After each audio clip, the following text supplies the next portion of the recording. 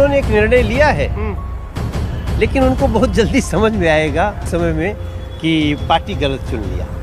अगर आप social media पे जरा सा तो देखिए खेसारी लाल ने छपरा विधानसभा से लड़ रहे हैं लोग, तो यहाँ पे राखी गुप्ता और खेसारी लाल के बीच में मुकाबला चलेगा। जो ज्योति कुमारी को कोई नहीं पहचानता है, वो परसा के हैं। तो देखिए खेसारी भैया बोल रहे हैं कि मेरे को कोई यहाँ पे आने का मतलब मशक्क़त नहीं है, जो मतलब वो हमारे की ज़रूरत के लिए हमको बुलाया गया था, तो हम गए थे लोग, मतलब वहाँ पे पवन सिंह के जो मतलब खाड़ा थे, तो मतलब पवन सिंह बुलाए थे तो हम गए थे।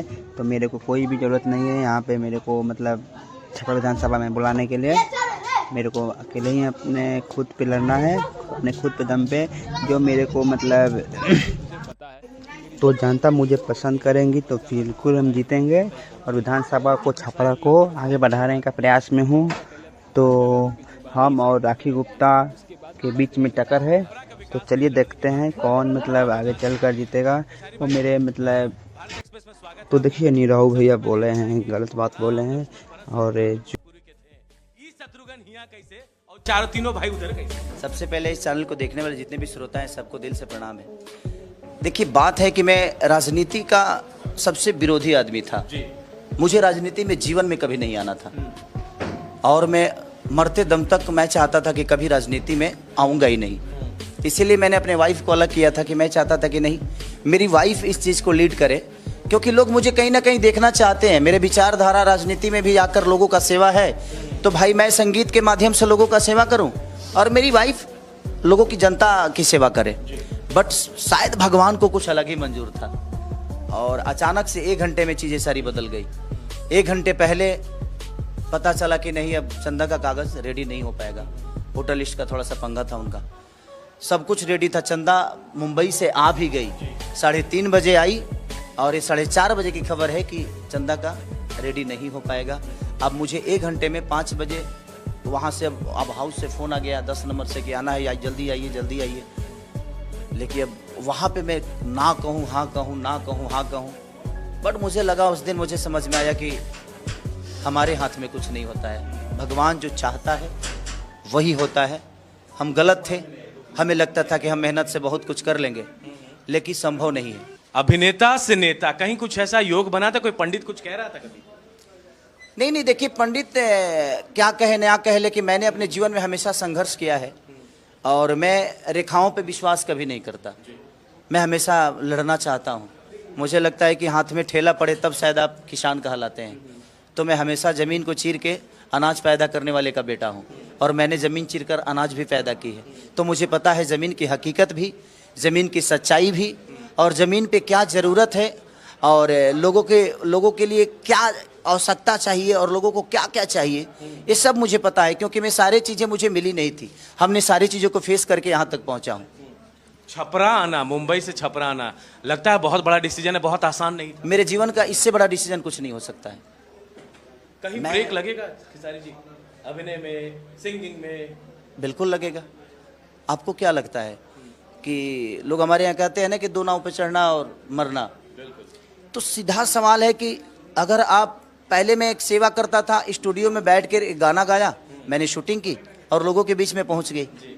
बट आज मुझे लोगों की समस्या के लिए लड़ना है।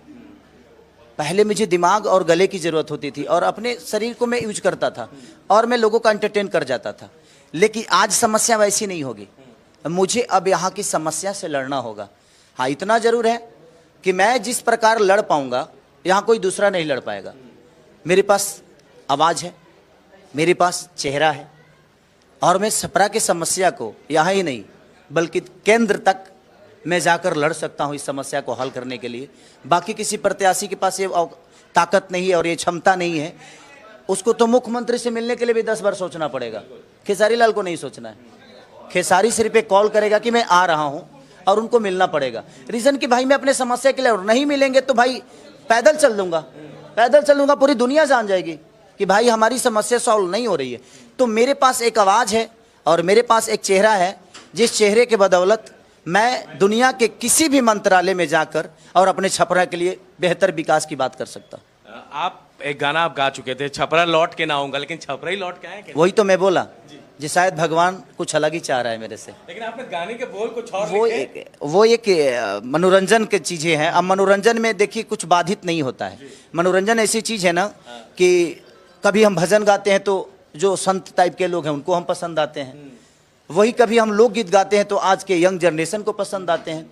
हाँ, मुझे पता है कि मुझे हर आदमी घेरेगा कि खेसारी अश्लील गाता है, बट खेसारी भजन भी तो गाता है। खेसारी 62 बच्चों को गोद लेकर पढ़ाता भी तो है। खेसारी लाल यादव किसी का घर जल जाता है तो घर बनाने का पैसा भी तो देता है। बाढ़ आती है तो वहां पे लोगों को सामग्री भी तो बांटता है। तो आपकी छोटी छोटी बेहतर चीजों को लोग नहीं बोलेगा, क्योंकि वो जानता है बेहतर बोलेंगे तो दुनिया बेहतर की तरफ जाती है। वो एक माइनस को पकड़ेगा। तो मैं सबसे कहना चाहता हूं कि जब इंसान को रास्ता मिलता है तभी मंजिल समझ में आती है। तो मुझे वही मंजिल थी, मुझे जिस हिसाब से रास्ते मिले उस हिसाब से मैं गया। लेकिन अब मैं जहां आया हूं तो जैसे आपने उदाहरण देख लीजिए तो वाल्मीकि जी का, मारा मारा कहने वाला आदमी जब रास्ता मिला तो रामा रामा कहने लगा और रामायण की रचना कर दी। तुलसीदास जी, लाश को नाव समझ के नदी पार करने वाला आदमी, अपने पत्नी के आग में जलने वाला आदमी, सांप को रस्सी बनाकर उस आंगन में जाने वाला आदमी, आज हिंदुओं का सबसे बड़ा कवि है जिसका नाम तुलसीदास है। तो जब आपको रास्ते मिलते हैं ना तो अपने आप चीजें बदल जाती है। हाँ, मुझे उस समय समझ में आता था, मैं कलाकार के तौर पर जो मुझे सही लगा मैंने वो किया।